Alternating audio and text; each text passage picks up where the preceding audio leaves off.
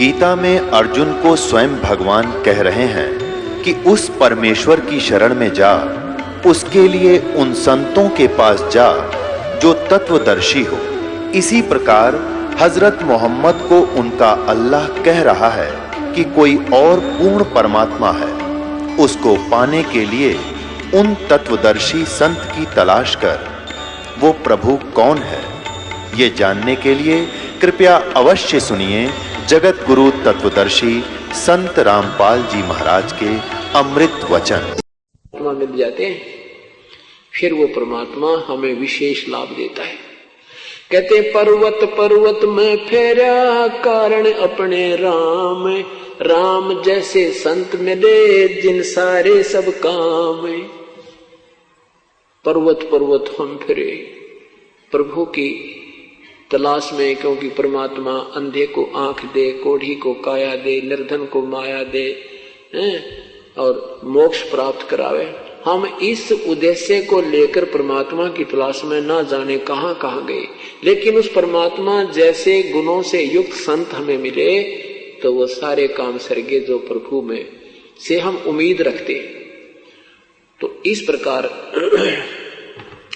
परमात्मा साकार में हमें लाभ देता है, साकार ही है, उससे हमें विशेष लाभ होता है। जैसे वायु निराकार है और वायु को एक ट्यूब में डाल देते हैं। निराकार वायु 10 ग्राम वजन नहीं सहन कर सकती, अगर ऐसे रख दे तुरंत नीचे आता है।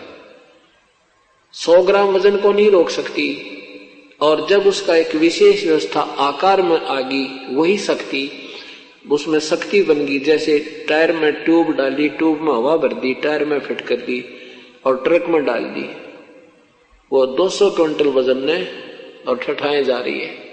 तो वो वही जो वायु अब उसका आकार बना, आकार माने से उसकी मर्यादा बनी, और फिर वो कितने वजन को उस हवा ने उठा रखा है। ऐसे ही ये हमारी एक ट्यूब है, इसमें हम राम नाम की वो हवा भरेंगे, उस शक्ति की हवा भरेंगे, तो इसमें वह शक्ति आ जाएगी और हमें हमारे सारे काम को वो ऐसे सारेगी जो हम 10 ग्राम भी नहीं, हम कुछ भी काम नहीं कर सकते थे।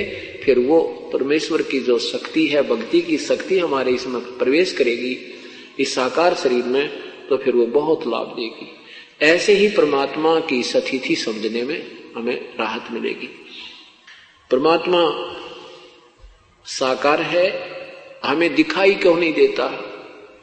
जैसे सूरज के आगे बदरा ऐसे करम छयारे, प्रेम की पवन करे चित मंजन जल के तेज नयारे। जैसे सूरज के आगे बदरा माने बादल, जैसे सूर्य के सामने बादल आ जाते हैं, सूर्य अदृश्य हो जाता है, अंधेरा छा जाता है, रात्रि जैसा लगता है, लेकिन सूर्य की स्थिति समाप्त नहीं है, क्योंकि बादलों ने उसके प्रकाश और हमारे बीच में एक बाधा डाल दी। तेज हवा चली, वो बादल इधर उधर हो गए और सूर्य का प्रकाश हमारे ऊपर ज्यों का तो विद्यमान सूर्य हमें दृष्टिगोचर हो रहा है। ऐसे हमारे अंतःकरण में और परमात्मा के बीच में और हमारी आत्मा के बीच में हमारे पाप कर्मों की एक मोटी दीवार होगी। तो वह कैसे कटेगी? प्रेम की पवन करे चित मंजन जल के तेज नयारे। प्रेम की पवन, भक्ति करेंगे, साधना करोगे, दान करोगे, आप में विनम्रता आएगी, अंदर से परमात्मा का प्यार उपजेगा, और जब हमारा रोना आया करेगा प्रभु के लिए, इसकी जरा से जिक्र चलते ही आत्मा फूट फूट कर रोया करेगी, तो वो हमारे पाप निकल रहे हैं, वो प्रेम की पवन चल पड़ी, और एक दिन वो हमारे पाप का बादल हट जाएंगे, तो परमात्मा हमें साक्षात दिखाई देने लग जाएंगे। प्रेम की पवन करे चित मंजन, वो झलक तेज नयारे, उस परमात्मा का न्यारा ही नूर दिखाई देगा, प्रभु का शरीर दिखाई देगा, हमें उसका आभास होने लगेगा। तो उससे योग्य होने के लिए क्रियाएं कौन कौन सी हैं, ये आपको बताई जा रही हैं। जैसे रोगी को डॉक्टर कई प्रकार की गोलियां देता है, कोई पीने की दवाई है, कोई कैप्सूल है, कोई इंजेक्शन लगाता है, तो हमने वो सारे ही ट्रीटमेंट विधिवत करना होता है, जिससे हम शीघ्र आरोग्य हो जाते हैं। ठीक इसी प्रकार हम जन्म मृत्यु के रोग से पीड़ित हैं, और इसमें हमें काफी मेडिसिन की आवश्यकता पड़ती है, अर्थात प्रभु की भक्ति कई प्रकार से करनी होती है। जैसे सुबह का नित्यनेम मंत्र जाप, प्रथम मंत्र जाप, द्वितीय मंत्र जाप, दोपहर के बाद रमैणी, शाम की संध्या आरती, सत्संग में सेवा, दान करना, सिमरण सतनाम का सिमरण, फिर सारनाम मिलेगा। ये सारी की सारी क्रियाएं करके हम स्वस्थ होंगे, अर्थात परमात्मा प्राप्त करने योग्य होंगे। जन्म मृत्यु के रोग से हम मुक्त हो जाएंगे। अब जो साधनाएं हम सुना करते थे, ऋषियों संतों को देखा करते थे, कैसे कैसे वो साधना करते थे, कोई कुछ करता है, कोई कैसे साधना बताते थे, कोई ऊपर ने पैर करके, कोई धूने ला के, कोई किसी प्रकार से कर रहा है, कोई किसी प्रकार से कर रहा था, तो वो साधनाएं ठीक नहीं थी। वो साधनाएं मनमुखी थी जो हमारे, और ये सब काल ने हमारे ऊपर जाल फैला रखा है, इसको सतमार्ग पर नहीं लगने देता प्राणी को। इस वास्तविक विधि न प्राप्त होने से संतों और पंथों की कैसी दुर्गतियां रही। आदरणीय गरीबदास साहिब की अमरवाणी माया का ग्रंथ तर्कवेदी आपको सुनाते हैं। पांडे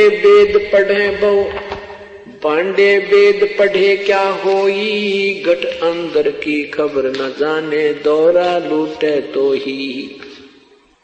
एक गुदरी एक धागा, 5 तरंग भी ना बागा, हाड चाम का सकल पसारा, सब गट एक बोलन हारा। ब्रह्म वेद भूलो मत को, सब गट एक गुद्दा लोहू। भगद्वार सब आवे जाही, ऊंच नीच कहां भिन्न बताही। आपको माया का ग्रंथ सुनाते हैं। ब्रह्म जोगनी जालम दूती, सुर नर मुनि जन खाए बेगूती। दोनों दीन चले दे धाई, सठ दर्शन को ठोर न पाई। ये सठ दर्शनी साधु कहते हैं इनको, इनका कितना ठिकाना कोई ना। इस माया क्या चीज है कि गंगा में माया पानी बन गई स्नान करने। जैसे आपने सुबह सुना था कि एक महाकुंभ पर्व के ऊपर स्नान करने में के लिए 2 गुटों में, संतों के 2 ग्रुपों में झगड़ा हो गया, वहां आपस में कट मरे। तो वहां माया ने उस गंगा के पानी का रूप धारण कर लिया। वहां वो गंगा का पानी माया बन गई, अर्थात वो जाल बन गया, उनके विनाश का कारण बन गया। प्रथम स्नान करने के ऊपर ही वो विनाश कर बैठे। क्या बताते हैं? तो ऐसे इस माया ने जैसे मान बढ़ाई, ये भी माया है। और सिद्धि जिसमें आ गई वो सिद्धि भी माया है। जैसे दुर्वासा जी में सिद्धि आ गई, वांडी पाक गया और विनाश कर दिया कौरवों को, उनको यादों को श्राप दे दिया, उनका सर्वनाश हो गया। चुनक ऋषि जी ने सिद्धि की, वो माया उसके पास होगी, वो धन हो गया उसका, वो माया होगी। उसने बेहतरक्षोणी सेना का, मानधाता चक्रवर्ती की, राजा की बेहतरक्षोणी सेना का विनाश कर दिया।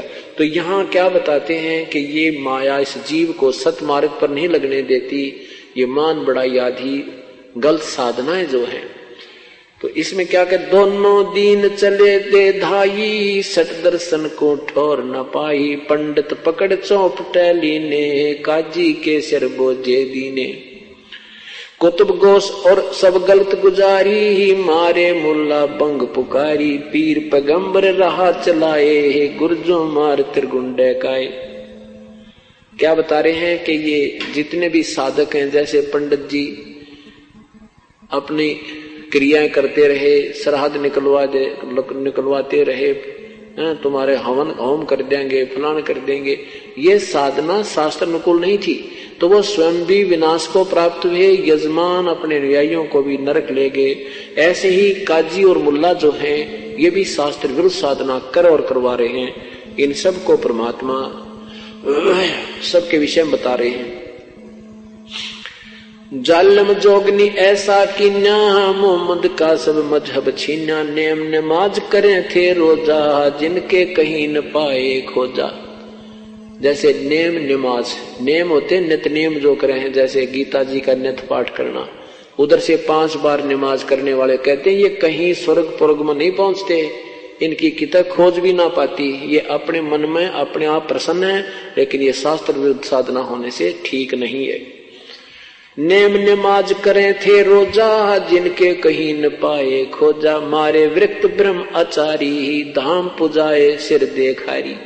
ये धाम पूजनीय भी कहते, इनके ऊपर भी भार है, ये मुक्त नहीं होते। जिन सिर जटा बहुत थी लंबी, मारे नागा मुनियर बम्बी। चुंडत मुंडित सबे सिंघारे, जो धूमी 5 लगावत हारे। क्या बताते हैं कि जिनके सिर पर लंबी लंबी बाल थे, ये ऋषि महर्षि दिखे बड़े बड़े हैं, और जिन्होंने या घोटम घोट करा रखा, कभी बाल कटवा के बिल्कुल कोरा कचकोल कटा रखा। कहते इस तरीके इससे भगवान नहीं मिलता। वो विधि वास्तविक साधना है तो सबका आध्यात्मिक लाभ प्राप्त हो रहा आपको, नहीं तो इन बनावटी ऊपर के जो दिखावटी बातों में इससे कोई लाभ नहीं। क्या बताते हैं, जिनके सिर जटा, जिन सिर जटा बहुत थी लंबी, मारे नागा मुनियर बम्बी। नागा जो निवस्त्र रहते हैं, और ये मुनिवर, ये सारे के सारे खत्म कर दिए इस काल ने। चुंडित मुंडित सभ्य सिंघारे, जो धूमी 5 लगावत हारे। जो 5 धूणे हारे लाया करते ना चारों तरफ बैठ कर, और बीच में बैठ कर जेठ में 40 दिन तपे। कहते ये सब विनाश का कारण है, ये भक्ति नहीं है, इनका ड्रामाबाजी है, ये काल ने उलझा रखे। उर्दमुखी मारे बहुमोनी, भवसागर आए फिर जूनी। मारे बनखंडी निर्वाणी, सिरधर शीस दुहाए पानी। जो ऊपर ने उर्दमुखी, अर्धमुखी नीचे को पैर, सिर करके ऊपर ने पैर रखा करते, ऐसी साधना की। कहती है सब, और जो मौन रखते हैं ये भी बनखंड में चले जाते हैं, निर्वाण धारण करके, वैराग धारण करके। कहते वो भी मुक्त नहीं हुए। ज्ञानी मुनि बहु, ज्ञानी गुणी मुनि बहु मोहे, 2 पाटों बिच मीही जोहे। मारे विरक्त ब्रह्म ज्ञानी, बहुर पड़े हैं चारों खानी। उदासी मारे निर्मोही, पकड़ चौपट धोवट धोई। उन्मुन रहते रखते काया, जिनको धक्के दीने माया।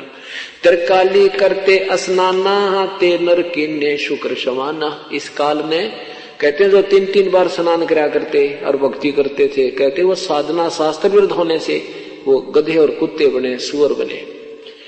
त्रिकाली करते स्नाना, ते नर किन्ने शुक्र समाना। जो नर अंग लगावत छारा, ते आने तिरगुण व्यवहारा। जो शरीर पर राख लपेट कर शरण शरण हो गए तो बड़ा ओलिया है, ये साधु बड़ा महापुरुष है। कहते हैं वो सब 84 लाख योनियों में गए। मारे चारों वेद वकंता, जो नर 18 पुराण अकथनता। जिनके कानों मुद्रा भारी, ते माया ने कीने गरबारी। अब क्या बताते हैं परमात्मा, इंद्रिय जीत रति कर डारे, जिनके मोंढे कीने कारे। चुंडित मुंडित गुफा धारी, जिनको जोग निम लागी प्यारी। नागा नगन रहे बन माही, सो 2 जग की राह चलाही। बन बस्ती के सभी मारे, धर्मराय की नगरी डारे। गए रसातल रा न पाए, जम की जाली जीव बंधाए। पंथी पंथ न पावे कोहू, दुर्लभ देश दूर घर बेऊ। 3 लोक जिन चुन चुन, 14 लोक पड़े जम जाला। दुर्मति जोगन रूप विशाला। 3 लोक जिन चुन चुन खाए, 14 तपक सबे डहकाए। ब्रह्मांड 21 शोर शराबा, मुगदर मार गुरज बहुराबा। कौम छतीस रीत सब दुनिया, जोगनी छत्रपति बढ़हनिया। अनाथ जीव की कौन चुलावे, योद्धा भूप लिए बड़दावे। होते दुर्योधन से राजा, जिस घर घुरते अनगिन बाजा। ओते वीर 71 भाई, 11 सोनी की ठकुराई, 64 योगनी 52 बीरा, जिनके खप्पर भरे नथीरा, पांडों डोबे पकड़ हिमालय, 18 सोनी खाई काले, चकवे चक छत्रपति बहु साजा, जिनके उदय अस्त बिच राजा, ब्रह्म योगनी सब डकाए, जिनके गाम ठाम नहीं पाए, हिरणा कुछ थे राम सरीखा, जिन अपना नाम चलाया टीका, वैसे जमजोरा ने लूटे, उधर विनाश किए घर घट फूटे है, मथुरापुरी राज थे कंसा, जिनके कहीं न पाए वंशा। कितना प्यारी व्याख्या कर रहे हैं कि ये हिरण्यकशिपु जैसे भी अपने आप में भगवान बने बैठे थे, इनका बक्कल उतरा, पेट फाड़ कर फेंक दिया भगवान ने। ये इसमें रिद्धि सिद्धि आ गई, वो माया में उस सिद्धियों के कारण अपने आप में फूल गया, या माया इसको दुखदाई बन गई। कहते हैं मथुरापुरी राज थे कंसा, जिनके कहीं न पाए वंशा। कंस आंडी पाक क्या था, और वो कहते हैं उसका नामो निशान मिट गया। सेंसरा बहा गहा जो डोबे, फरस्या मार रख तन झोबे, जरा संग बहु जोर जमाए, पकड़े टांग तन चीर बगाए। जरा सिंह ने कहते हैं घनी बकवाद गड़ी थी, उसकी टांग पकड़कर पाड़ दिया गया। बाली काल को दिया झपेटा, चाणो रासे मारे फेटा, रावण छत्रपति थे राजा, सुर नर मुनि जन जिस घर साजा, योद्धा जुल्मी बहुवत आकी, कोट 33 बंद थे जाकी। 33 करोड़ देवता जिसने रावण ने बांध रखे थे। कहते हैं कुंभकर्ण से होते बीरा, 1.25 लाख नाती संग थीरा, 1 लाख पूत 1 लाख पूत दूत संग भारी, 7 समुद्र लंका धारी, उठपट किए लंक जद लूटी, 10 खप्पर रावण के फूटी। कहते हैं कितना अपने आप में महापुरुष मान रहा था, अपने जैसा योद्धा नहीं मानना था, नहीं कहता मेरे 1 लाख बेटे, 1.25 लाख मेरे रिश्तेदार, इतनी सेना मेरे पास है, मेरा कौन क्या बिगाड़ देगा। 33 करोड़ देवताओं को बांध रखा था, और उस माया में वो फूल गया। तो कहते हैं उसकी के बनी उसकी गिला। कुंभकर्ण से अटपट किए लंक जद लूटी, 10 खप्पर रावण के फूटे। अटपट किया, कैसा कारण बनाया कि सीता का अपहरण करने का मन में आया। उधर से वह शरूपण खा गई जंगल में, उसने लक्ष्मण ने उसकी नाक काट दी। देख काल ने क्या क्यों कर चैन से नहीं जीने देता किसी को। पहले वनवास करवाया भगवान श्री राम को, और फिर जंगल में भी चैन से नहीं हुआ, वो दूतनी भेज दी शरूपण खा। वो लक्ष्मण से शादी करने को कहने लगी, लक्ष्मण वो नहीं मानी तो उसकी नाक काट दी। अब अपनी बहन की नाक का बदला लेने के लिए रावण में के अंदर हवा भर दी काल ने, वो सीता उठा लिया। और फिर कहते हैं ये अटपट कर और लंक सब लूटी, ये अटपट करके काल ने वो सत्यानाश करवा दिया उसका।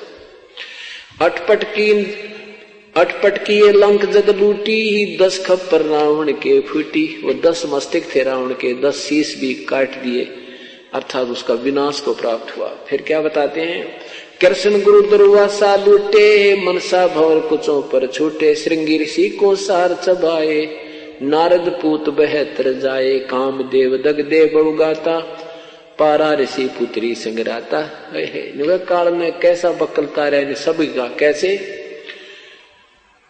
कृष्ण गुरु दुर्वासा लूटे, मनसा भवर कुचों पर छूटे। क्या बताते हैं कि दुर्वासा ऋषि बहुत अच्छे साधक रहे हैं, और यहाँ मृत लोक से वो बिल्कुल अपने आप को ब्रह्मचारी सिद्ध करके चले गए। ये क्या है कि ये ऊपर तो एक कांचली है अपने, या एक जैसे सर्प के ऊपर कंचली होती है, तो या तो एक कांचली है ये शरीर, इसके अंदर ज्यों का तो शरीर एक और रहता है जब तक नेक्स्ट जीवन नहीं मिलता, नेक्स्ट कोई दूसरा कोई प्राणी का जीव नहीं शरीर नहीं मिलता, तब तक ये शरीर हमारा ज्यों का तो रहता है। और उस शरीर में ही ये हम भक्ति साधना जो करते हैं उस शरीर को परिपक्व कर देती है। अब जिसमें जितनी कमाई होती है उसी के आधार पर फिर ये ऊपर जाते हैं स्वर्ग में। तो ये दुर्वासा जी वहां स्वर्ग में पहुंच गए। स्वर्ग आपको बताया वो क्या है, वो सबसे ज्यादा बकवाद है स्वर्ग में। वहां से नाचने गाने सारे मीठी मीठी आवाज के सब बकवादे हैं। कहते हैं एक समय एक सभा में ये बैठे थे देवता लोग, और वहां लड़कियां नाच रही थी। यहां तो ये महर्षि कल आते, वहां जाके ये फिर जो कहते हो उसी सती थी माँ जी, क्यों ये जीव ही है और जीव में विकार जो कहते हैं जब तक हमें सत साधना तत्व ज्ञान नहीं प्राप्त होता। तो ये दुर्वासा वहां बैठा था और एक लड़कियां नाच रही थी। तो इसने क्या किया, सिद्धि होती है संत इन ऋषियों में, इसने एक भंवरे का रूप बना के और उस लड़की की दूधी को काट लिया जो अर्धनग्न थी, और उस लड़की ने हाथ मार दिया। अब कोई हमारे मच्छर लड़े, कोई भेड़ लड़े या कोई ततैया लड़े, भौरा लड़े तो हम हाथ ही मारेंगे। तो उस लड़की ने हाथ मार दिया और वो दुर्वासा जो भौरा बना हुआ था वो जमीन पर पड़ा, पटाखा उठा और फिर खड़ा हो गया और हंसने लगे। जो संत वारिसी बैठे थे वो हंसने लगे कि पड़ा नीचे। तो फिर दुर्वासा बन गया और दुर्वासा बनकर उसको श्राप दे दिया कि तू गधी बनेगी। बताइए भगवान, यहां कहते हैं लठ वाले का राज है। अब वो बेचारी, उसका क्या दोष था, स्वयं बकवाद करी। अब किसी कोई चीज छुएगी, लड़ेगी, डंक मारेगी, हाथ तो अपने स्वाभाविक लगता है। तो वो बिरड़ते भी गुंडा ये दुर्वासा, उसने उसको सिद्धि जिसमें आ जाती है, वो सर्प जैसे होते हैं, ततैये जैसे होते हैं ये संत ऋषि, जरा सा कोई हाथ ला दे उसने श्राप दे देते हैं। इतनी कहते ये माया इस कारण इनको न्योड़ जा दिया। ये लगे थे भगवान प्राप्ति के लिए और बन गई ये एटम बम। तो उस लड़की ने अपना जो दर्द हुआ शरीर को हाथ मारा तो उसी को श्राप दे दिया, तू गधी बनेगी। तो परमात्मा कहते हैं कर ले इनका के करार, फिर आप क्या बनेगा। ये ऐसे कुक्रम करके ये भी 84 लाख योनियों में दुर्वासा जाएगा जब इसकी बैटरी डिस्चार्ज हो जाएगी जो इसने साधना कर रखी है। तो क्या बताते हैं, दुर्वासा कृष्ण गुरु दुर्वासा लूटे, मनसा भंवर कुचों पर छूटे। इसकी इनकी जो गंदी वृत्ति थी उस लड़की की दूधी के ऊपर बकवाद के लिए गई तो उसने हाथ मारा और नीचे गिर गया। तो कहते हैं कृष्ण जी के भगवान विष्णु यानी कृष्ण के गुरु भी दुर्वासा के साथ भी ये व्यवहार हुआ, उसकी भी इतनी गंदी नीयत है। तो यह माया कहते हैं यो काल किसने बख्शेगा। क्या बताते हैं, श्रृंगी ऋषि को सार चबाए, नारद पूत बहतर जाए, कामदेव दगदे बहुगाता, पारा ऋषि पुत्री संगराता। इन महापुरुषों की हिस्ट्री खोला गरीबदास भगवान, गरीबदास साहिब जी कि ये तुम क्या मानते थे, ये थे क्या अंदर से। क्या बताते हैं कि श्रृंगी ऋषि को सार चबाए। एक श्रृंगी ऋषि थे, साधना करने के लिए जंगल में बैठ गए। ये मनमुखी साधकों के लक्षण बताते हैं। शास्त्र विधि को त्याग कर जो मनमानी पूजा करते हैं, बहुत ये क्या करते थे कि अभी भक्ति करेंगे उससे पहले शरीर को साध लेते ताकि कम आहार की आवश्यकता पड़े, कम व्यवहार की आवश्यकता। इस प्रकार काफी एक प्राणायाम आदि करके एक नाभि के पास, नाभि जो अपनी सूंडी इस नाभि है, नाभि के सब नाड़ियां नाभि से संबंधित हैं और इन नाड़ियों के नाभि की नाड़ियों को एक नाड़ी और है, इसको नागनी बोलते हैं, नागफनी। उस नाड़ी ने इस नाभि की सभी नाड़ियों को ऐसे लपेटा ला रखा है जैसे सर्प लगा दिया करे, और उसने उसके ऐसे ढाई लपेटे हैं और वह शेष वो नागनी वो ऐसे एक आंतड़ी है नाग जैसे फुन वाली, उसकी 2 फुन है, वो ऐसे रहती है। और जो हमारे शरीर में एक अमृत बनता है वो अमृत को पीती है और श्वास से खड़ी रहती है। तो ये प्रणाम कर करके क्या करते हैं, उस नागनी को ढीला कर लेते हैं। प्रणाम कर करके वो नागनी को जो है ना मुरझा जाती है और वो अमृत जो है शरीर में प्रवेश करने लग जाता है। हमारी ये तालू है, तालू के ऊपर एक जैसे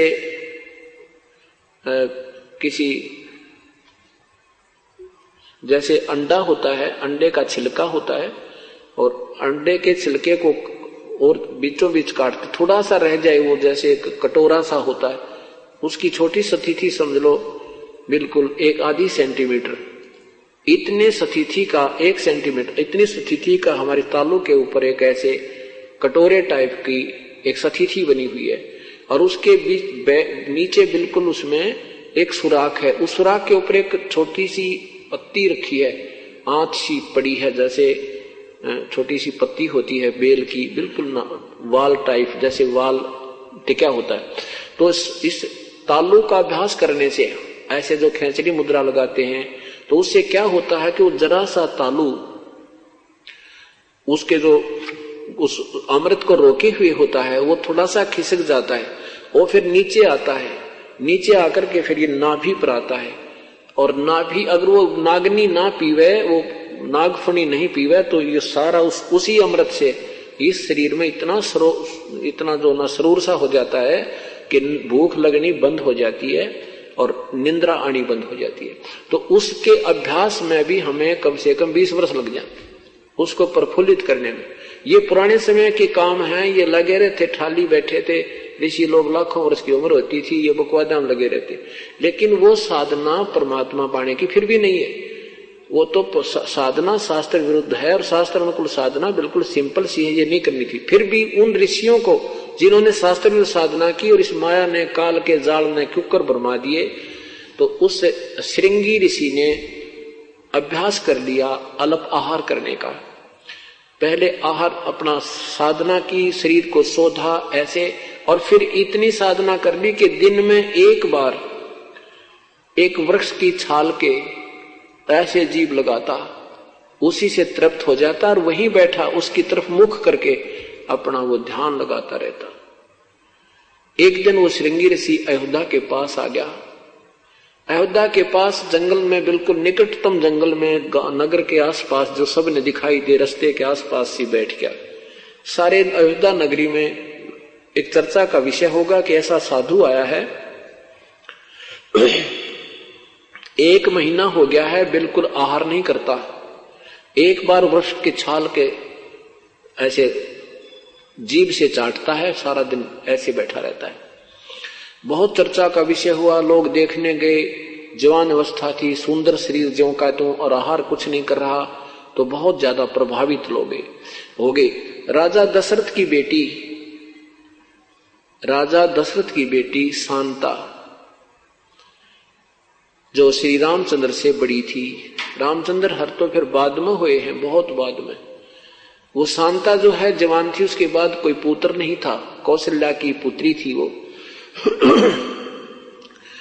उसके बाद राजा को कोई संतान नहीं थी, तो इकलौती पुत्री थी। इकलौता बच्चा ज्यादा ही लाडला होता है, तो वो लड़की अन्य सहेलियों के साथ उस ऋषि को देखने गई। शांता उस ऋषि को देख करके उस पर आसक्त होगी। उसने किसी संत से, ऋषि से, अन्य ऋषि से पूछा कि ये संत कैसे आंखें खोले, कैसे ये संसार व्यवहार में यानी देखे, हमारी तरफ संसार को देखे। तो उस ऋषि ने बताया कि जहां वो जीवा लगाता है वहां पर थोड़ा सा शहद लगा देना। अब राजा की लड़की ने कौन टोके, राजा की लड़की ने जाकर के जहां वो जीभा लगाता था दिन में एक बार, उसके वहां थोड़ा सा शहद लगा दिया वृक्ष के। अब पहले ऋषि एक बार जीभा लगाता था, उस दिन 3 बार लगाई उसने, आनंद साया, वो शहद अंदर गया। अगले दिन फिर लगा दी। तीसरे दिन ऋषि ने आंखें खोल ली और शांता खीर बनाकर लेके पी थी। कहने का भाव ये है कि ऋषि फिर आहार करने लग गया। फिर ऋषि, अब शांता उस ऋषि के साथ चली गई। कहने का भाव उन्होंने अपना शादी कर ली और राजा दशरथ की इच्छा के विरुद्ध कर ली। तो राजा दशरथ ने किसी अन्य राजा से कहा कि हम क्षत्रिय हैं, ये ब्राह्मण है और हमारी इसमें इंसल्ट होती है, आप इसको गोद ले लो, लड़की को आप शादी कर देना। कहने का भाव ये है कि परमात्मा क्या बताते हैं, श्रृंगी ऋषि को सार चबाए, नारद पूत बह तर जाए। अब परमात्मा कहते हैं जब तक आप पूर्ण संत, पूर्ण परमात्मा की शरण में आकर विधिवत साधना नहीं करोगे, यू काल न्यों नचाए जागा तुमने। क्या बताते हैं, एक बार नारद जी जंगल में साधना करने चले गए। 12 वर्ष तक बैठकर खूब तप किया, मन में मान लिया कि हमने सब इंद्रियों पर काबू कर लिया। अब जंगल में आदमी अकेला रहे, वृक्ष दिखे, पत्ते घास फूस खावे, आप पे यू मन बकवाद करने तो चुप हो जाता, यू दड़ मार जा, ये बिल्कुल दुबक जाता है और फिर ज्यों का त्यों तैयार हो जाता। ये अनजान ऋषियों को ज्ञान नहीं था। 12 वर्ष के बाद नारद जी आए। ब्रह्मा, विष्णु और महेश जी ये तीनों भाई हैं। बड़े ब्रह्मा जी, बीच के विष्णु और छोटे भगवान शिव। तो नारद जी जो ब्रह्मा जी के पुत्र हैं, महर्षि नारद जो है विष्णु जी के पास गए। विष्णु जी ने पूछा, भाई ऋषि जी बहुत दिनों में दर्शन दिए, कहाँ चले गए थे? नारद जी ने कहा कि प्रभु मैं 12 वर्ष तक जंगल में साधना करके आया हूं और मैंने अपनी इंद्रियों पर काबू पा लिया है। अब मैं माया के और इंद्रियों पर काबू कर लेंगे तो ये संसार में उत्पत्ति कैसे होगी, 1 लाख जीव तू कैसे खाएगा? तो इसका नियम है, देख, इसका नियम है कि bud the evil cut the evil in the bud, यानी बुराई को यानी स्टार्ट में ही काट दे। तो इसने विष्णु जी के मन में प्रेरणा कर दी कि यू बडांडी पाक गया नारद जी, ये कहता मन इंद्रियां सारी काबू कर ली, चल इसको ठीक करते हैं। तो उधर से क्या हुआ कि नारद जी मिलकर चल पड़े, वहां से जा रहे हैं, उधर से विष्णु जी पीछे से आ रहे हैं। नारद जी ने पूछा, कहां जा रहे हो प्रभु? हाँ, कहां जा रहे हो प्रभु? कि भाई मैं इधर जाना है, इस लोक में घूम के आऊंगा, आप चलोगे मेरे साथ? नारद जी कहने लगे, मैं तो ठाली हूं, आपके साथ ही चल पड़ता हूं, आपकी आज्ञा हो तो। विष्णु जी कहने लगे, आ जाओ मेरे साथ, आ जाओ। तो चलते चलते एक दरिया के साथ जा रहे हैं, दरिया के साथ साथ चल रहे हैं। तो नारद जी से कहा विष्णु जी ने कि ऋषि जी आप खड़े रहो, मैं पानी पी कर आता हूं। विष्णु जी ने कहा, नारद जी ने कहा, नहीं महाराज, मैं आपके लिए पानी यहीं लाता हूं, आप यहां रुको और मैं आपका सेवक हूं। तो भगवान विष्णु ने कहा कि नारद जी पहले स्नान करना दरिया में, फिर पानी लाना। अच्छा जी। अब नारद जी ने जो ही स्नान करने के लिए डुबकी लगाई दरिया में, तो उसके एक सुंदर लड़की बन गया, एक सुंदर लड़की रूप बन गया नारद जी का। उधर से उसी नगरी का एक राजा टहलने के लिए आया, वह सुंदर लड़की देखी। राजा ने पूछा, कन्या तू कौन है, कहां से आई है, क्या तेरा नाम है, कौन तेरा गांव है? लड़की ने कहा कि मुझे नहीं मालूम मैं कौन हूं, कहां से आई हूं, मेरी बुद्धि काम करना बंद कर चुकी है।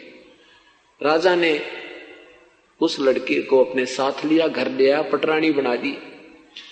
कहते हैं 72 संतान हुई उसके, और फुल्ली नहीं समावे, पोते और पोती हो गए, ठाठ हो गए, और फिर फुल्ली नहीं समावे, और खूब मेरे तो बढ़िया कोई नहीं, मेरी इतनी संतान है। फिर क्या होता, उस राजा का किसी दूसरे राजा से युद्ध हो जाता है और उस राजा ने पूरे के पूरे परिवार का विनाश कर दिया। उसके पुत्र भी मारे गए, युद्ध में गए थे, राजा भी मर गया, कोई शेष नहीं बचा। वो बुढ़िया हो रही थी, वो नारद से बनी औरत। तो उसने सोचा, रो रो के बुरा हाल कर दिया, सारे बाल पाड़ दिए, नो रो रो कर टक्कर मारे। उसने सोचा तू आत्महत्या कर ले और तेरे पास शेष नहीं रहा कोई चीज। तो वो बुढ़िया जो नारद बुढ़िया बनी थी, जाके उस दरिया में सुसाइड करना चाहा, आत्महत्या करने के लिए छलांग लगाई, तो ऊपर एकदम नारायण और नारद बना दिया, नारायण नारायण करता हुआ बाहर आया। उधर से भगवान खड़े खड़े मुस्कुरा रहे हैं। विष्णु जी कहते हैं, अरे नारद बहुत देर लगा दी, मैं तो बहुत प्यास लगी है, जरा पानी ला, शिगर ला। और नारद का सबकी बंदरी, जैसे सपने में कोई ऐसी दुर्घटना महसूस हो जावे और ऐसा रोया कर आदमी और जाग जाना, सपन टूट जा तो भी उसको ऐसे महसूस होता जैसे अभी वो तेरे साथ कोई बुरी घटना घट रही है।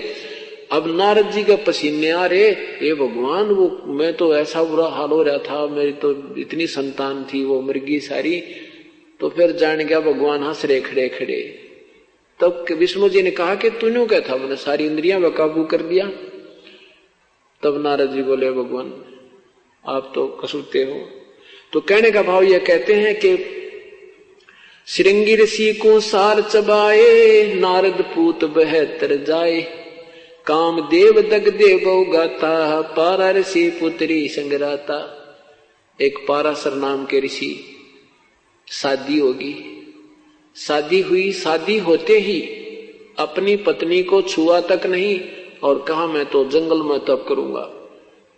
अब उसकी पत्नी कहती है कि आप अच्छे महापुरुष हो, आज शादी हुई है, अब तुम घर छोड़ के जा रहा है, या तो शादी ना करवाता या बाद में करवा लेता। तो कहता है कि पहले मैं तप करके आऊंगा, साधना करूंगा, अच्छी संतान उत्पन्न होगी, ये करके बहाना चल पड़ा। तो फिर कहा कि मैं जब कुछ साधना कर लूंगा तेरे पास बीज शक्ति भेज दूंगा, तुझे गर्व रहेगा। अब पारा ऋषि ने 10 वर्ष 11 वर्ष साधना की, एक कव्य को अपनी बीज शक्ति दे दी कि तू ले जाकर मेरी पत्नी को देना। एक सिद्धि होती है। वो कौवा उसको एक पत्ते में लिए हुए आ रहा था और एक दरिया के ऊपर से जा रहा था। कौवे के मुख से वो पत्ता छूट गया और वो शक्ति जो है एक मछली ने खा ली। उस मछली के अंदर एक लड़की बन गई। वो लड़की को एक धीमर ने, मछियारे ने, और वो बोटिंग का भी काम करता था, नाविक ने, वो मछली धीरे धीरे काटी। उसको पता होता है उनको कि इसमें कोई वस्तु मिल जाती है, तो उसमें एक लड़की, बिल्कुल लड़की पाई और उसका फिर उसने अपनी पुत्री की तरह उसकी परवरिश की। जब वो लड़की 12-13 वर्ष की होगी, एक वर्ष के बाद उसने 2 वर्ष के बाद वो शक्ति भेज दी। तो जब वो लड़की 13-14 वर्ष की होगी, उधर से ऋषि अपनी साधना करके वापस आ रहा है। उस दरिया के किनारे आके खड़ा हो जाता पाराशर ऋषि। उस समय वो लड़की जो है, जो पाराशर ऋषि की ही बेटी समझो, जो उसी के बीज शक्ति से मछली के अंदर उत्पन्न हुई थी, वो लड़की अपने मछियारे पिता की रोटी लेकर आई हुई थी, वो नाविक की, मल्लाह की, और वो मल्लाह रोटी खा रहा था। पाराशर ऋषि आया, उसने कहा कि मल्लाह मुझे पार करो, शीघ्र जाना है।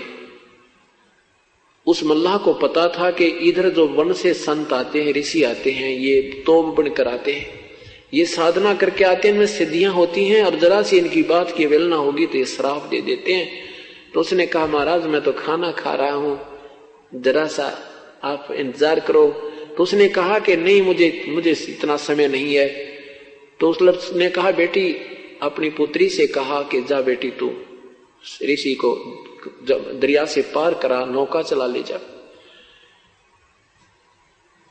अब जब दरिया के बीच में जब जा ली नौका, तो वो ऋषि के मन में खोट आ गया युवा लड़की देख के। अब बदमाशी करनी चाहिए, तो लड़की ने कहा हे प्रभु, चारों तरफ सब दुनिया देख रही है, मेरे पिता देख रहे हैं, क्योंकि वो डर रही थी बेटी कि ये कहीं निकम्मा शराब भी दे दे, इनसे इतना भी डर लगता था। अपनी बचाव करना चाहती है। तो ऋषि ने क्या किया, वो सिद्धि तय जल उठाया और चारों तरफ धुंध कर दी और अपना मुंह काला किया। अब क्या बताते हैं परमात्मा, ताहू के बिंद से, उसका नाम फिर मछोदरी रखा हुआ था, और उस मछोदरी फिर उस लड़की से फिर व्यास जी उत्पन्न हुए। उस लड़की को जो पाराशर से गर्भ रहा तो वेद व्यास जी उत्पन्न हुए। तो यहाँ गरीबदास साहिब कहते हैं ताहू के बिंद से वेद व्यास, ताहू के बिंद से मछोदरी। अरे हाँ महबूब कहता दास गरीब रही कहाँ सोदरी। कहाँ तुम्हारे अंदर ये नेकता रही, उसी अपने ही बिंद से बेटी बनी मछली में, और फिर उसी से वेद व्यास उत्पन्न हुआ। तो यहाँ क्या बताना चाहते हैं, पाराशर पुत्री संगराता, पाराशर अपनी ही पुत्री के साथ दुष्कर्म किया। ऐसे कहते हैं ये अंतर्यामी बताओ इन, ये बड़े महर्षि थे, ऐसे इनकी बिरान माटियां इस काल में कर रखी हैं। जब तक संत सही नहीं मिलता, साधना सही नहीं होती। कामदेव दगदे बहु गाता, पारा ऋषि पुत्री संगराता। उदालक मुनि ऐसा कीना, जिन जोगनी संग संगम कीना। रामचंद्र होते अवतारी, जिनकी दूतर ले गया नारी।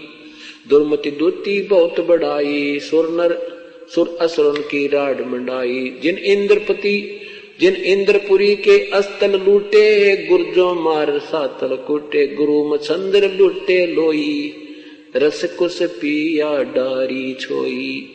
कच्छ देश में गोरख हेरे, हम संग सिद्धा लीजय फेरे, गोरख कहे सुनोरी दूती, हम योगी निर्गुण अवधूती। हम योगी जुगता ब्रह्म ज्ञानी, पूर्ण ब्रह्म अलख बिनानी, गुरुआ की तो छार उड़ाई, तुम चेला कित रहो सहाई, किस रहो सहाई।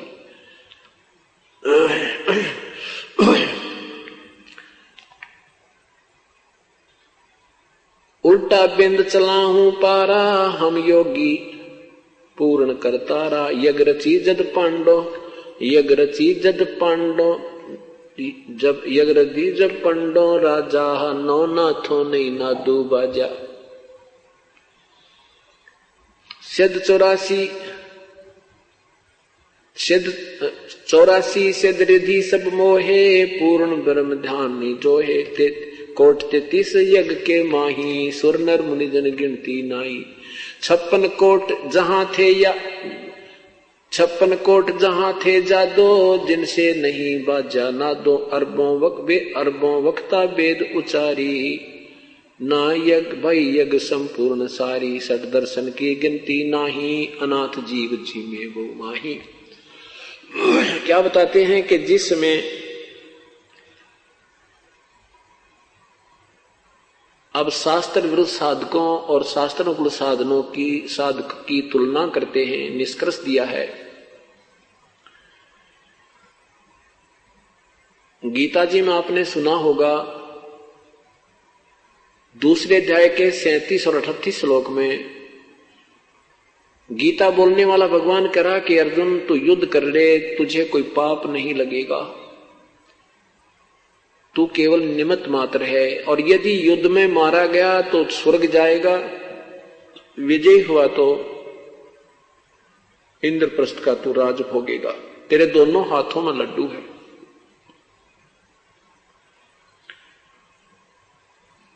और फिर क्या होता है कि युद्ध में पांडव विजयी होते हैं, कौरव पराजित हो जाते हैं, विनाश हो जाता है।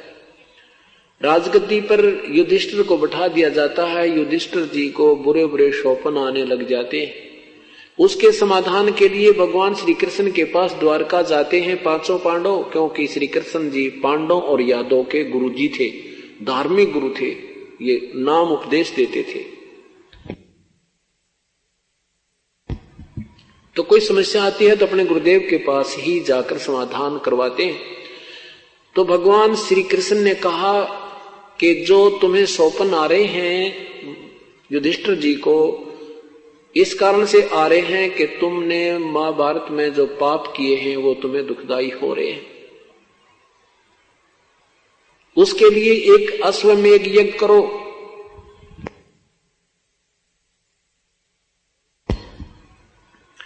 और उसमें सारे पृथ्वी के महापुरुषों को, संतों को, भक्तों को आमंत्रित कीजिए। ज्यादा से ज्यादा जितने जीव आपके यज्ञ में आहार करेंगे उतना ही पुण्य अधिक होगा। और उसमें एक शर्त रखी कि तुम्हारी यज्ञ संपूर्ण होने का एक लक्षण होगा कि एक पांच मुख का एक शंख रखा जाएगा एक सुसज्जित स्टेज पर, और जब सभी भोजन खा लेंगे उस यज्ञ में वो शंख अपने आप आवाज करेगा। अगर उस शंख ने आवाज कर दी तो तुम्हारा यज्ञ संपूर्ण हुआ, और शंख नहीं आवाज करेगा तो यज्ञ संपूर्ण नहीं होगा, तुम्हें कोई लाभ नहीं होगा। उसके लिए दूर दूर से साधु संत बुलाओ और किसी महापुरुष के भोजन खाने से वो शंख आवाज करेगा। अब यहां अर्जुन देखता है कि भगवान गीता का ज्ञान देते समय तो कह रहा था तुम्हें कोई पाप नहीं लगेगा, अब कह रहे हैं कि तुम्हें वो युद्ध में किए हुए पाप ही दुखदाई हो रहे हैं। इस यज्ञ में करोड़ों रुपए लगना था, और भाई युधिष्ठिर का दुख निवारण तब होना था। अब अर्जुन के मन में आता है कि भगवान तब तो कह रहे थे कि तुम्हें पाप नहीं लगेगा, आज कह रहे हैं पाप लगेगा। अब मैं इसे प्रश्न करूंगा तो भाई ये सोचेगा कि ये लाखों करोड़ों रुपया लगता दिखाई देता है, अर्जुन बौखला गया है। और वाद विवाद कर रहा है, कहीं ये मेरे इस इलाज में प्रसन्न ना हो। और अर्जुन को पता था कि युधिष्ठिर ऐसी नेक आत्मा है, अगर इसको जरा भी आभास हो गया कि मैं ये प्रसन्न करूंगा और ये महसूस कर जाएगा कि पैसे लगते दिखें, इसलिए ये भगवान से वाद विवाद कर रहा है, तो वो चुप हो गया कि मैं अब नहीं बोलता। अब अगर मैं पूछूंगा कि आप क्या कह रहे थे कि आप तुम्हें पाप नहीं लगेंगे, आप कह रहे हो वो पाप तुम्हें लगे, जबकि मैं युद्ध से मना कर रहा था। अर्जुन नहीं बोला, सब्र किया, संतोष किया, अपने मन को मार लिया, चुप हो गया और कहा प्रभु जैसे तुम कहोगे ऐसा ही होगा। कहते हैं जब यज्ञ का एक स्थान नियुक्त किया, दिन निहित किया भगवान श्री कृष्ण जी ने, भगवान श्री कृष्ण भी उपस्थित हुए, 33 करोड़ देवता, 88,000 ऋषि, 56 करोड़ यादव भी वहां पर विद्यमान थे उस यज्ञ में, और 9 नाथ 84 सिद्ध, ये वशिष्ठ मुनि जैसे महापुरुष ये सारे उसमें विद्यमान थे, 9 नाथ भी विद्यमान थे, गोरखनाथ जैसे 84 सिद्ध भी विद्यमान थे, ब्रह्मा विष्णु महेश श्री कृष्ण आदि भी वहीं पर विराजमान थे, और सबने भोजन खा लिया पर शंख नहीं बजा। फिर किससे वो शंख बजा? उस पूर्ण ब्रह्म के सतनाम सार नाम उपासक, सतनाम उपासक, सत साधना उपासक सुपथ सुदर्शन से द्वापर युग में करुणामय नाम से पूर्ण परमात्मा आए हुए थे। उसमें अपनी सतभक्ति का मार्गदर्शन कर रहे थे। उसमें एक हंस ने उनको समझा था, जो एक वाल्मीकि घर में जन्म था, नाम सुदर्शन था उनका। सुपथ वैसे कहते हैं जैसे हरिजन कहा करते हैं। तो सुदर्शन जी को बुलाकर लाए थे और उनसे फिर वो शंख बजा था। उसके विषय में जानकारी दी है। क्या बताते हैं?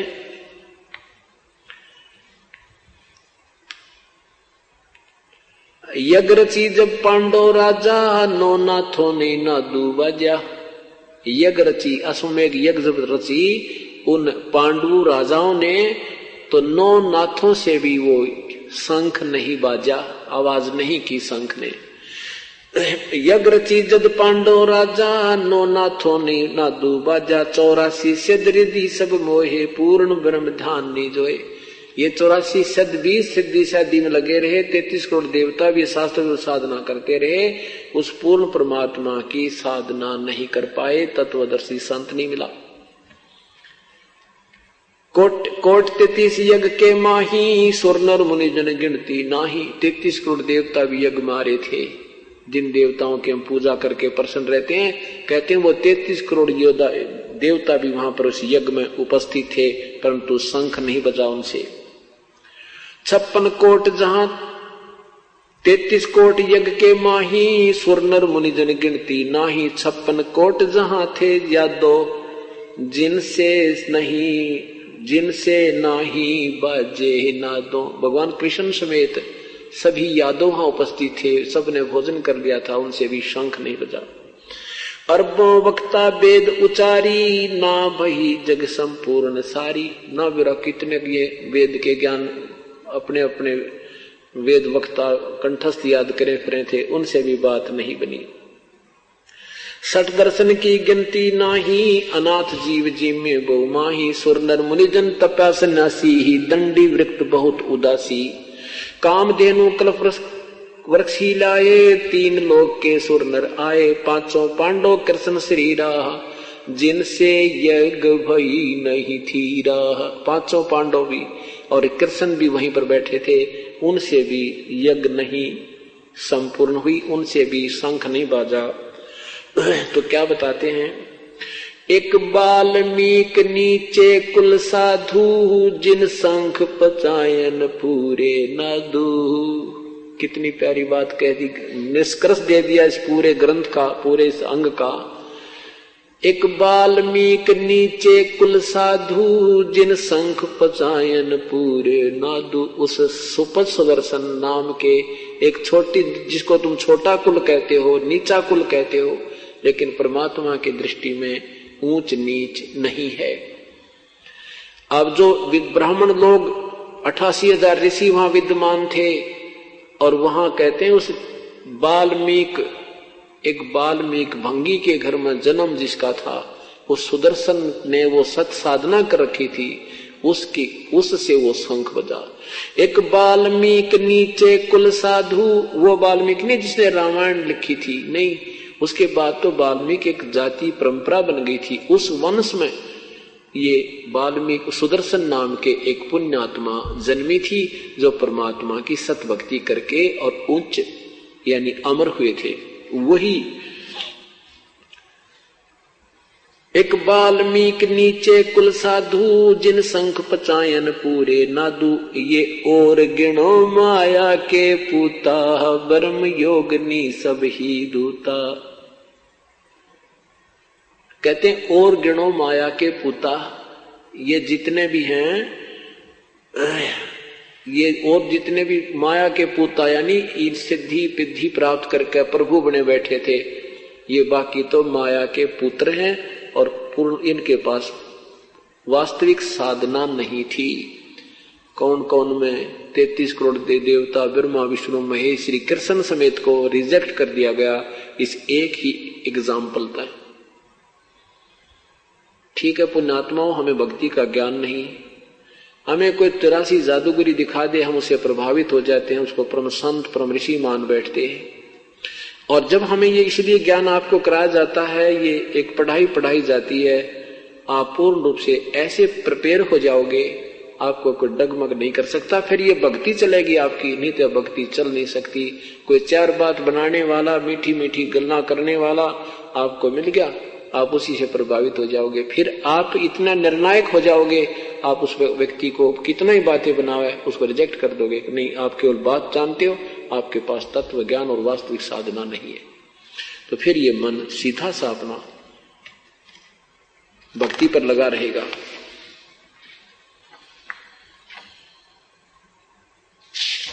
क्या बताते हैं, नूरी अंग बिनस है भाई, ही माटी के किस गिनती माही, ऐसे भरम न भूलो लोई, उनकी ओट न उबरे कोई। क्या बताते हैं कि जैसे इन ऋषियों का, संतों का, ब्रह्मा विष्णु महेश का शरीर भी नूर का है, इनके शरीर से भी प्रकाश है। अब जैसे प्रारंभ किया था कि सत्य चित आनंद, सत्य चित आनंद माने सचिदानंद।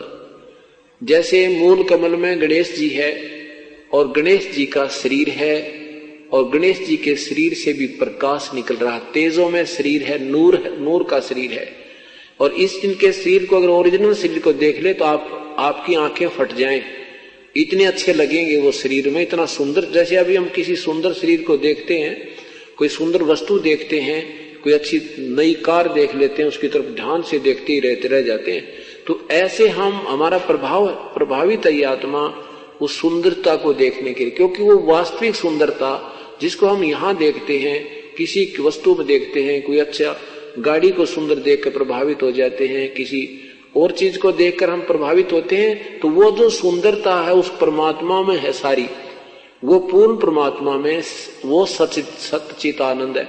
अब जैसे श्री गणेश जी का अगर तुम शरीर देख लो, जो मूल कमल में आपकी दृष्टि कभी चली जा, तो आपकी आत्मा वापस नहीं आ सकती वहां से, इतना अट्रैक्शन हो जाता। क्योंकि हम तो पतंग हैं और वो एक उनमें आकर्षण है, और हमने उस रोशनी की आवश्यकता, उस परमात्मा का जो शरीर हमने देख रखा है, आज हम उसको ढूंढ रहे हैं। अब हमने जो कुछ भी दिखाई देती है, हमें वही दिखता है कि शायद ये भगवान ना हो जिसने हम छोड़ के आए थे, जिसको हम देख देख कर प्रसन्न रहा करते थे। ये पतंग जो दीपक पर गिरते हैं, ये इसलिए गिरते हैं कि शायद ये भगवान है जिसकी हमने तलाश है, जिसको हम तो त्याग आए थे, और वो जलते ही मर जाते हैं। तो ऐसे परमात्मा हमें याद दिला। तो ऐसे ही इन सबका नूर है, इनके शरीर में प्रकाश है, तेजों में शरीर है, इनका नूर का शरीर है। विष्णु जी का, ब्रह्मा जी का, शिव जी का, इनका एक जैसे वाट का शरीर है, इनके शरीर से भी प्रकाश है, इनका लोक भी प्रकाश में है, इनके लोक से भी प्रकाशित है, यानी का लोक में भी प्रकाश है, हीरे में प्रकाश होता है, ऐसे इनके शरीर में प्रकाश है। तो ये नादान संत ना तो कहीं पहुंचे हैंगे, देख लेते।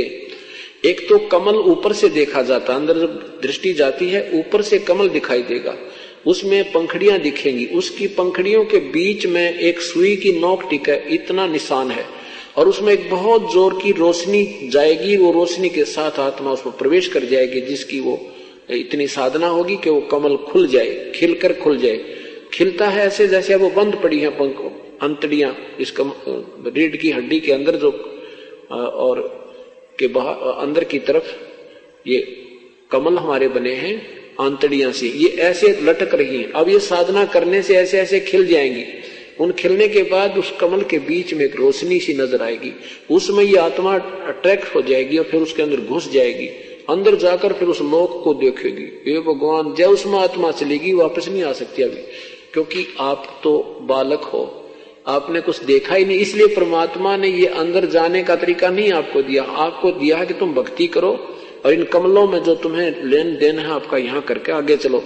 अगर इसमें चले गए तो वापस नहीं आ सकती, आप में इतनी कमजोर है अभी हमारी आत्मा। तो हम उस नूर को देखकर आकर्षित हो जाते हैं। उसके बाद फिर ब्रह्मा विष्णु महेश, मूल कमल में गणेश जी, स्वाद चक्र में सावित्री ब्रह्मा जी, नाभि कमल में विष्णु और लक्ष्मी जी, हृदय कमल में शिव और पार्वती जी, कंठ कमल में दुर्गा जी और त्रिकुटी कमल में फिर आगे हम चलेंगे, वहां प्रभु पूर्ण परमात्मा अपने वहां पर अलग अलग स्थान पर अलग स्थिति में आपको मिलेगा। फिर सहस्रार कमल में ये ज्योति निरंजन काल ने अपना एक छलावा किया हुआ है, 1000 पतियां छोड़ 1032 ही जग रही हैं, वो आंतड़ी हैं, 1000 उनमें से रोशनी निकल रही है, प्रत्येक में न्यारी न्यारी, लेकिन वो वास्तव काल ब्रह्म नहीं है, वो ब्रह्म का फैलाया हुआ जाल है।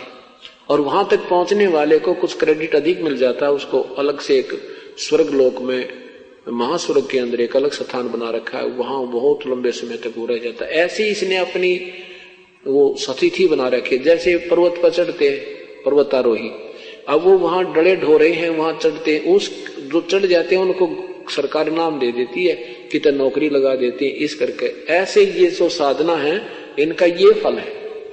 तो क्या बताते हैं, अंदर हम देखेंगे तो हर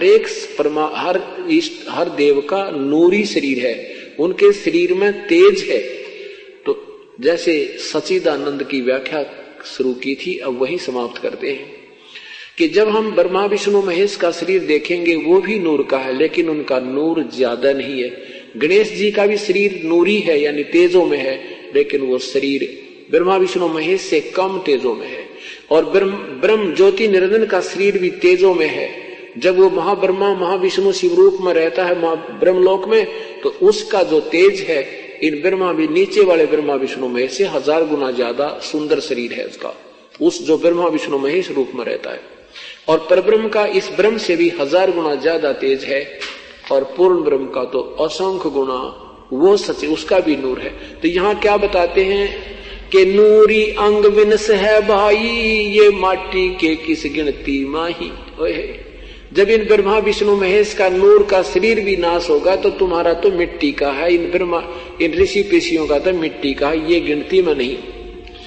ऐसे भरम न भूलो भाई, उनकी ओट न उबरा कोई, ऐसे भरम न भूलो लोई, उनकी ओट न उबरा कोई। क्या बताते हैं कि तुम इन देवी देवताओं के चक्कर में मत पड़ो, इन ब्रह्मा विष्णु महेश तक की साधना के चक्कर में मत पड़ो। इनकी ओट में, इनकी साधना में, इनकी शरण से किसी का उद्धार नहीं हो सकता। और वही पवित्र गीता जी कह रही है 37वें अध्याय के 12 से 15 श्लोक में कि इन तीनों गुणों के द्वारा, ब्रह्मा विष्णु महेश के द्वारा जिनका ज्ञान हरा जा चुका है और ये राक्षस स्वभाव को धारण किए हुए मनुष्यों में नीच दुष्कर्म करने वाले मूर्ख मुझे भी ना बचते, अर्थात इनकी साधना ठीक नहीं। और अन्य देवी देवताओं की पूजा, यानी ब्रह्म से अन्य ब्रह्मा विष्णु महेश भी अन्य देवताओं में आते हैं। गीता जी के 7वें अध्याय के 23, 24, 20, 21, 22, 23 में स्पष्ट किया है कि ये मंदबुद्धि लोग, ये बुद्धिहीन लोग इन अन्य देवताओं में इन्हीं से मिलने वाली राहत पर आसक्त रहते हैं। ये इनकी साधना से इनको कोई लाभ नहीं होता, जीवन व्यर्थ होता है। तो यहाँ वही परमात्मा ये सिद्ध कर, आदरणीय गरीबदास साहब सिद्ध करना चाहते हैं कि इन ऐसे कर्म न ऐसे भरम न भूलो लोई, इनकी ओट न उबरे कोई। यादव 56 कोट सिंगारे, करी ठगोरी छिन में मारे। 5 तत्व 3 त्रिगुण की पूनी, आए ब्रह्मा विष्णु महेश्वर जूनी। ये ब्रह्मा विष्णु महेश भी कहते जन्म मृत्यु आए।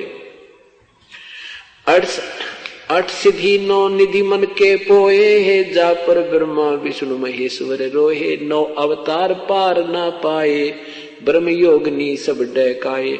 कृष्ण विष्णु कन्वा भगवाना, ब्रह्म योगनी संग खिलाना।